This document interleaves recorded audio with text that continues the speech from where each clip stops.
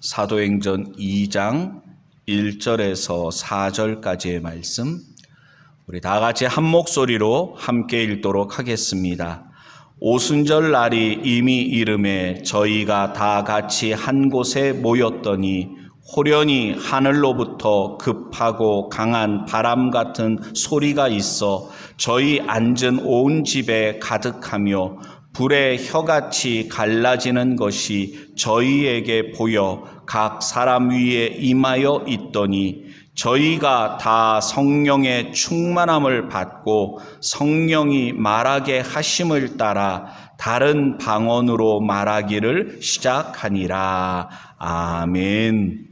할렐루야. 하나님께서 이 시간에도 귀한 은혜 주실 줄로 믿습니다. 우리 앞뒤옆을 보고 인사 나눌 때 사랑합니다, 은혜 받읍시다 인사 나누겠습니다.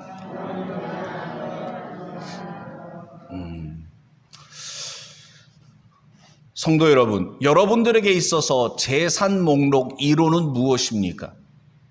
우리가 가진 것이 참 많지만 결정적인 순간에 이것만큼은 내가 놓칠 수가 없다, 이거는 내가 꼭 있어야 된다.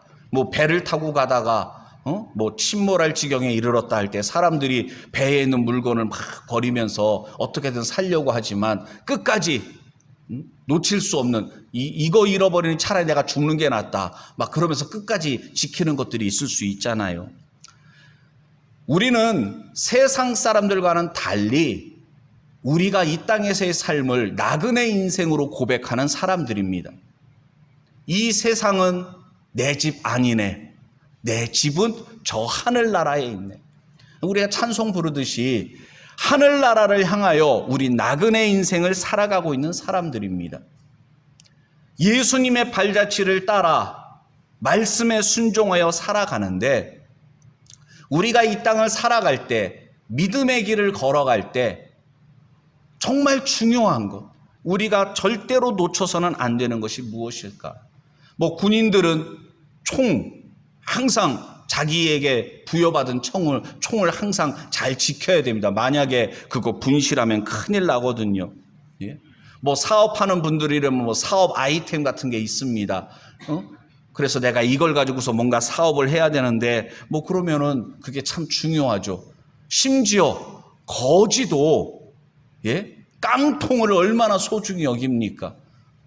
뭐 요즘은 뭐 지하철이나 뭐 이런 데서 깡통 없이도 구걸하는 분들이 있는데 그분들에게도 정말 중요하게 지키는 것들은 제가 볼 때 그 애잔한 눈빛, 뭔가 내 주머니에서 단돈 500원이나 1000원이라도 쥐어줘야 될 것 같은 그러한 그런 눈빛이라든가 그러한 것들을 참 중요하게 여길 것입니다.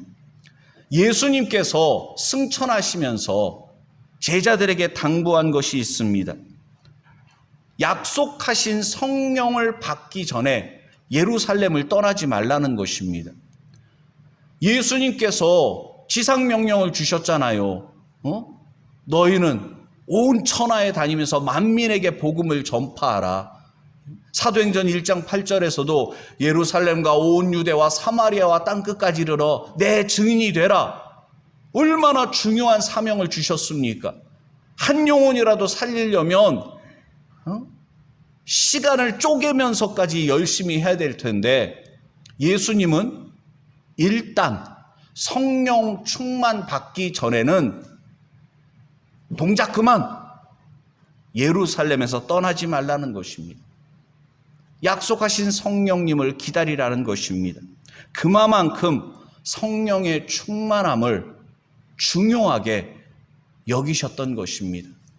성령의 충만함을 받지 않으면, 성령님의 능력을 힘입지 않으면 성도의 삶, 증인의 삶 살아갈 수 없다는 것입니다.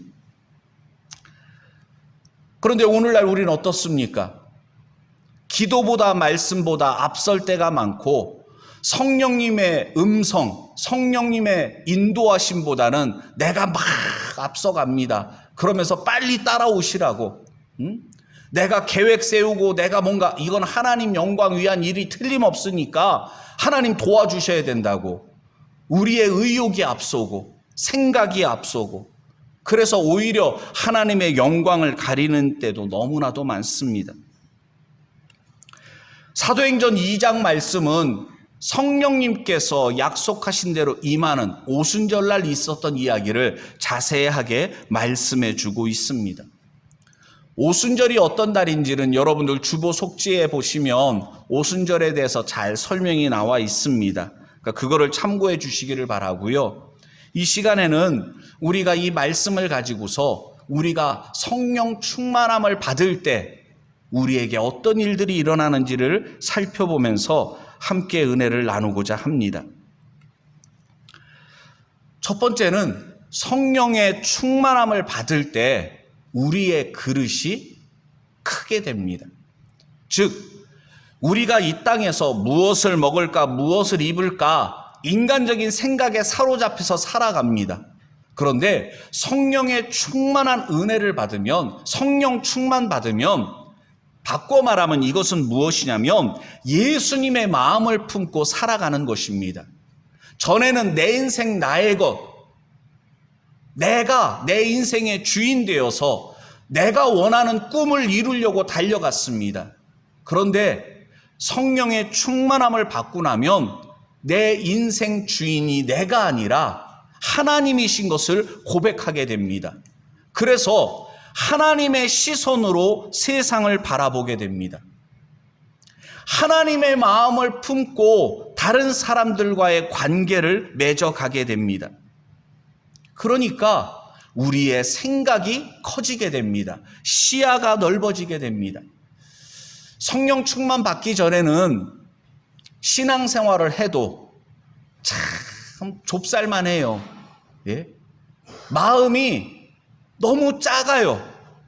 그래서 금방 흥분하고 금방 시험 들고 조금 전에는 그냥 제일 은혜 많이 받은 것 같아요. 그러다가도 돌변합니다. 그릇이 작다 보니까, 그냥 마음이 작다 보니까 금방 시험 들고 섭섭병 걸리고 서운해하고 불평하고 그럽니다. 종잡을 수가 없습니다.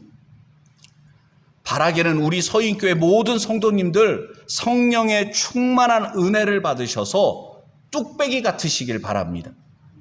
냄비 같은 신앙이 아니라 뚝배기 같은 신앙. 예? 그래서 열이 빨리 가해지지는 않지만 뚝배기에다가 청국장 끓이면 어떻습니까? 보글보글보글 하면서 밥을 먹을 때 계속 그 온기가 유지되잖아요. 우리가 너무 뜨거워지고 금방 식어지고 그런 것이 아니라 우리의 신앙이, 우리의 마음이 한결같아야 될 줄로 믿습니다. 한번 따라해 주시기 바랍니다. 한결같은 마음. 아멘. 예. 자녀들에게도요, 참 그게 중요한 게 뭐냐면 부모의 마음이 한결같지 않고 부모의 마음이 이랬다 저랬다 그러면 자녀들이 불안해서 견딜 수가 없습니다. 예?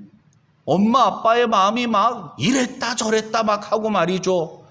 가끔 가다가 또 집안에서 또 UAPC인가 뭔가 엄마 아빠가 또 전쟁하고 싸움도 하고 말이죠. 그러면 애들은 두려움에 사로잡힙니다. 불안하기 짝이 없습니다. 정서적으로 불안할 수밖에 없는 거예요. 교회 다니면서 기도하면서 예? 하나님 말씀대로 살아간다고 하면서 부모의 마음이 이랬다 저랬다 하고 자녀들을 불안하게 만든다면 여러분 그것은 안 됩니다. 우리의 그릇이, 우리의 마음이 넓어져야 됩니다. 하나님의 시선으로 바라보면 우리가 불안해하지 않습니다. 우리가 어떤 사건이나 문제 그거에 집중하게 되면 야 이제 망하게 되었구나, 내 인생 이제 끝났구나 절망하게 됩니다. 그런데 멀리 보고 크게 생각하면 안 될 수도 있어요. 그러나 그런다고 망하는 건 아닙니다. 하나님께서 우리에게 성령의 충만한 은혜를 약속하시고 그것을 주시는 이유는 무엇입니까? 죄악이 가득한 세상입니다. 마귀가 성도들을 내버려 두지 않습니다. 여러분들 이 한 주간, 지난 한 주간 어떠셨습니까? 내버려 두지 않잖아요. 우리를 막 그냥 흔들어요. 마귀가 역사하고 사람들이 우리를 내버려 두지 않습니다. 우리를 막 격동케 합니다. 내 마음으로 내 마음을 추스릴 수가 없습니다. 내가 참아야지 한다고 그게 참아집니까? 사람들이, 마귀가 계속 시비 겁니다. 내 마음도 내 마음대로 안 됩니다.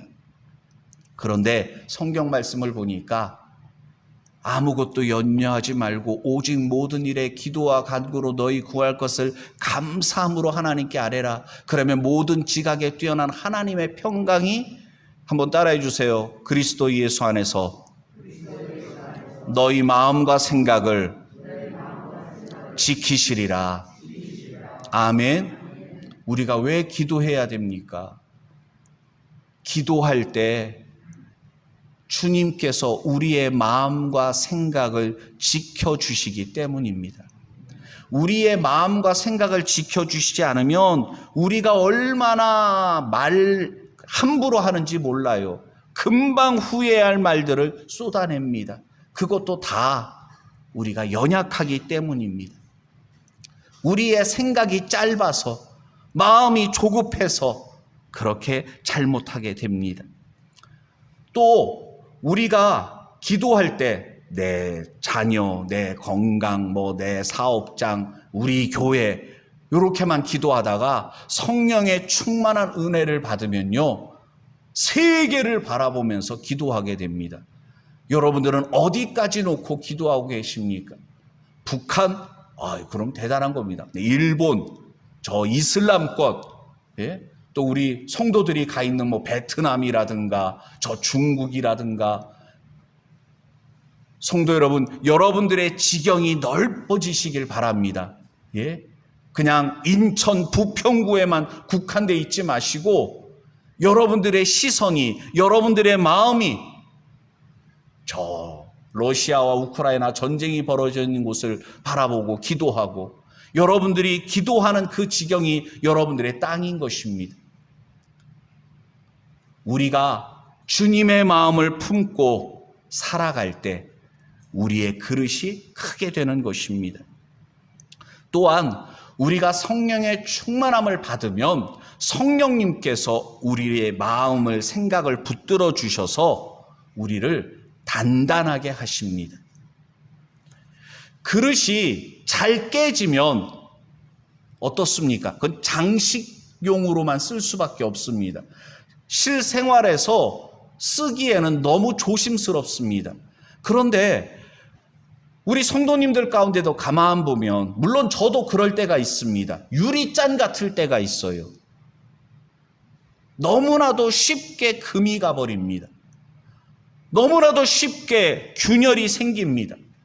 단단하지를 못해요. 시험 걸리게 하는 사람도 문제입니다. 자꾸만 사람들을 시험에 걸리게 하고 시비 걸고 말이죠. 다른 사람들 자꾸 괴롭히는 그 사람도 나쁜 사람이지만, 툭 하면 상처받는 분들도 그러면 안 돼요. 신앙생활 10년, 20년, 30년 하면 무슨 소용이 있습니까? 너무나도 어린아이 같은 상태에 머물러 있습니다. 너무나도 쉽게 상처받고 쉽게 시험 들고 누가 챙겨주지 않으면, 돌봐주지 않으면 너무나도 이 신앙생활 제대로 못하는 겁니다. 은혜 받으면 단단해져야 됩니다. 성숙한 그리스도인으로 자라나야 됩니다. 어린아이 같은 상태에 머물러서는 안 되는 것입니다.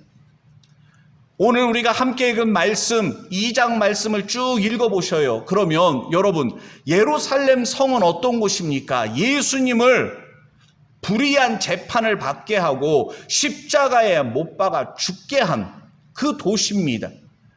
예수님을 죽이는 데 앞장섰던 제사장들, 바리새인, 서기관들이 있는 곳입니다. 예수님께서 부활하셨을 때 그들은 어떻게 했습니까? 예수님의 무덤을 지키던 군인들에게 뇌물을 줘가면서 예수님의 제자들이 와서 시신을 훔쳐갔다고 해라. 유언비어를 퍼뜨리게 하고 그랬습니다. 시간상으로 따져보면 예수님께서 부활하시고 제자들과 한 40일 정도 함께 있으셨다 그랬습니다. 그리고 승천하셨어요. 그리고 오순절날이니까 한 열흘 정도 제자들은 모여서 합심해서 기도했던 것입니다. 약속하신 성령님을 받기 위해서 간절히 기도했던 것입니다. 만약에 이들이 모여서 간절히 기도하지 않았다면 불안해서 견딜 수가 없었을 겁니다. 예수님처럼 자기들도 잡아서 죽이면 어떡합니까? 그런데 제자들은 어떻게 했습니까? 전에는 이들은 비겁한 사람들이라서 예수님처럼 자기들도 잡혀서 죽을까 봐 예수님을 모른다고 부인하고 도망갔던 사람들입니다. 배신자였습니다. 그런 제자들이 성령의 충만함을 받고 났더니 담대하게 오순절날 그 예루살렘에 모인 수많은 사람들을 향하여 복음을 외쳤습니다. 예수 그리스도가 하나님께서 약속하셨던 메시아인 것을 담대하게 외쳤던 것입니다. 사도행전 2장 38절 보면 베드로가 가로되 너희가 회개하여 각각 예수 그리스도의 이름으로 세례를 받고 죄 사함을 얻으라. 그리하면 성령을 선물로 받으리니. 그렇게 외쳤습니다. 회개해라. 예수님을 믿어라. 그럼 너희들도 우리와 같이 성령을 선물로 받을 것이다. 성도 여러분, 우리가 성령의 충만함을 받으면 베드로처럼 제자들처럼 용기 있는 담대한 믿음의 사람이 되는 줄로 믿습니다. 비겁하고 배신자였던 그들도 변화됐습니다. 아마 한두 번쯤은 그런 거 경험해 보셨을 겁니다. 야, 내 믿음이 이거밖에 안 되나? 예? 이러면 안 되는데. 사업하시는 분들 특히나 사업을 하다 보면 세상에서 유혹, 시험 참 많습니다. 특히나 우리나라는 그 술 문화가 있어가지고서 사업을 할 때 뭐 거래를 한다든가 뭐 계약을 한다든가 이럴 때 바이어와 뭐 이렇게 협상하고 할 때 술이 꼭 들어갑니다. 그러니까 술을 안 먹으면 참 어려움이 많습니다. 또 뭐 이렇게 뭐 계약하고 할 때 뭐 관행이니까 하면서 적당히 뭔가 좀 챙겨주거나 뭐 이렇게 하지 않으면 계약이 제대로 되지 않는 경우도 많습니다. 그러다 보니까 자꾸만 이래서는 안 되는데 하면서 타협하게 됩니다. 하나님께서 결코 기뻐하시지 않을 텐데 하면서 직장 생활, 또는 가정에서, 또는 불신자인 어떤 배우자라든가 불신자인 직장 상사 앞에서 참 어렵게 우리가 살아갈 때가 있습니다. 내 힘으로는, 내 의지로는 그게 안 됩니다. 쉽지가 않습니다. 영적 싸움이거든요. 그런데 이러한 영적 싸움에서 우리가 성령의 충만함을 받으면 성령님께서 우리의 마음 중심에 계셔서 우리를 붙잡아 주시면 담대하게 되는 것입니다. 다니엘과 세 친구를 생각해 보십시오. 요셉, 다윗, 목사님, 그분들은 옛날 사람들이잖아요. 혹시 여러분들 국민일보라든가 또는 기독교, 요즘은 뭐 케이블 방송에서도 굉장히 기독교 채널이 많습니다. 성령님은 지금도 우리 가운데 역사하고 계십니다. 많은 믿음의 증인들이 있습니다. 우리 주변에 하나님의 말씀대로 성령 충만함 가운데 세상을 변화시키고 세상에서 마귀와 대적하여 싸우는 이들이 얼마나 많은지 모릅니다. 좋은 직장 포기하고 선교사로 저 오지에 가서 그렇게 헌신하는 분들도 많이 있고, 우리나라 안에서도 소외된 지역, 참 어려운 곳에 하나님의 말씀에 순종하여 그곳에 가서 하늘에 밀알되어 그렇게 살아가는 분들도 많습니다. 우리가 그렇게 하지는 못한다 할지라도 내가 지금 있는 곳, 가정에서든지 직장에서든지 또 교회에서 신앙생활 할 때도요, 우리가 성령의 충만함 가운데 살아가면 성령님께서 우리에게 감동을 주십니다. 오늘도 점심 식사할 때 나는 4구역이 아닌데, 오늘 점심 식사 봉사하는 구역은 아닌데 봉사하는 거예요. 뭐 설거지를 한다든가 뭐 식사 후에 치우는 것을 한다든가, 내가 굳이 할 필요는 없는데 자원하여 하는 것입니다. 우리 서인교회는 그런 분들이 아직 한 분도 없었는데, 예전에 제가 저쪽 교회에 있을 때 사무실에서 이렇게 주보 작업하고 이렇게 일을 하고 있으면 어떤 분이 와서 그러는 거예요. 목사님, 화장실에 화장지가 떨어졌네요. 아, 예. 그럼 가서 이렇게 채워놓죠. 자기가 하면 안 됩니까? 예? 화장지 어디 있어요? 제가 갖다 놓겠습니다. 그거 뭐 어려운 겁니까? 뭐 바닥에 휴지가 있으면, 아이고, 바닥에 휴지가 떨어져 있네요. 내가 주워서 넣으면 되잖아요. 물론 뭐 하기 싫어서 제가 그런 얘기하는 건 아닙니다. 누구를 시키기 전에 내가 하면 되잖아요. 교회도 보면, 아, 이거 고쳐야 되는데, 아, 이거 좀 문제 있는데, 하나님께서 내 눈에 보이게 하시는 것은 내가 해라. 다른 사람이 아니라 내가 해라. 하나님의 시선이 있는 곳에 우리의 시선이 있어야 됩니다. 하나님의 마음이 있는 곳에 우리의 마음이 있어야 됩니다. 하나님께서 인도하시는 곳에 아멘하고 우리가 헌신하는 것입니다. 몇몇 사람에 의해서 세워지는 교회가 아니라 우리 온 성도들이 함께 세워가는 우리 서인교회가 꼭 되기를 바랍니다. 제자들은 변했습니다. 성령 충만함을 받고 용기 있는 증인의 삶, 담대한 증인의 삶을 살아갔습니다. 혹시 여러분들 이런 제자들처럼 되기를 원하십니까? 그렇다면 성령의 충만함을 사모하면서 제자들처럼 기도하시기를 바랍니다. 간절히 사모하는 자에게 약속하신 성령의 충만한 은혜를 내려주시는 줄로 믿습니다. 마지막 세 번째는 뭐냐면, 성령의 충만함을 받을 때 제자들은 성결한 삶을 살아갔습니다. 마음이 성결한 자가 되었습니다. 이건 뭐냐면은, 제자들은요, 예수님께서 예루살렘 성에 입성하시고 그리고 많은 사람들의 환호 가운데 말이죠, 막 이렇게 할 때, 야, 내 이럴 줄 알았어. 이런 날이 올 줄 알았어. 이제 예수님 왕이 되실 거다.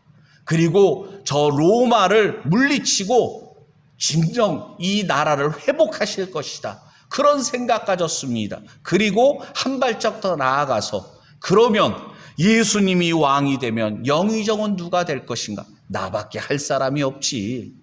응?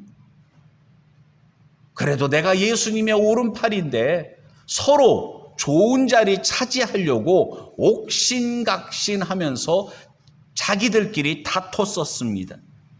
제자들은 예수님을 통해서 출세하기를 원했습니다.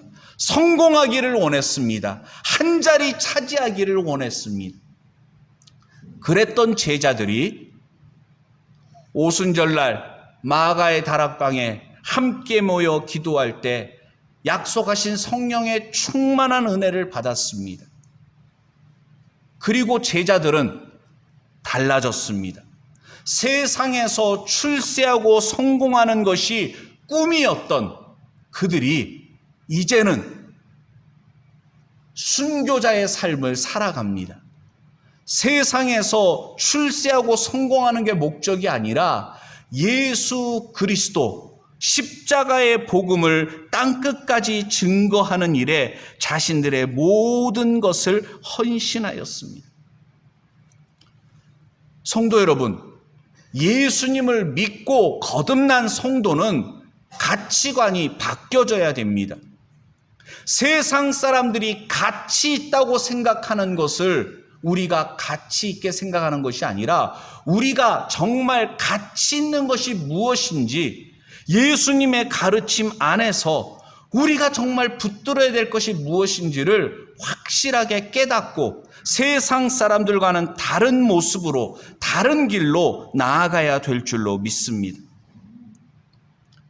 성령의 충만함을 받으면 우리의 마음이 생각이 달라질 수밖에 없습니다.